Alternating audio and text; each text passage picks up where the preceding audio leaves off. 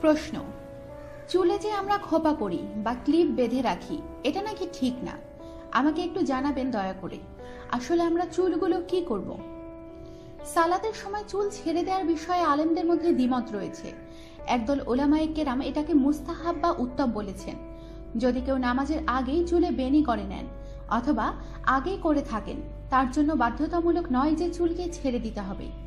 যদি কেউ ছেড়ে দেন তাহলে তিনি তাদের, যারা এই বক্তব্য দিয়েছেন, উত্তম হওয়ার বিষয় বলেছেন, এই আমলটি করলেন।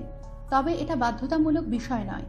এই কারণে সালাত মাকরুহ হবে বা অথবা নষ্ট হবে বা সালাতের ফজিলত কম হবে এইরকম কোনো বিষয় নয়। এই ধরনের বাধ্যতামূলক বিষয়টা হতে পারে না।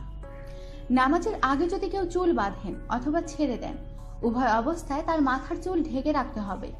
যদি চুল আগেই বেঁধে রাখেন, সেই অবস্থায় নামাজ শুদ্ধ হয়ে যাবে। আর যদি চুল ছেড়ে দেন এবং ঢেকে রাখেন, সেই অবস্থায়ও নামাজ শুদ্ধ হয়ে যাবে। আমাদের সাথেই থাকুন আর সাবস্ক্রাইব করুন।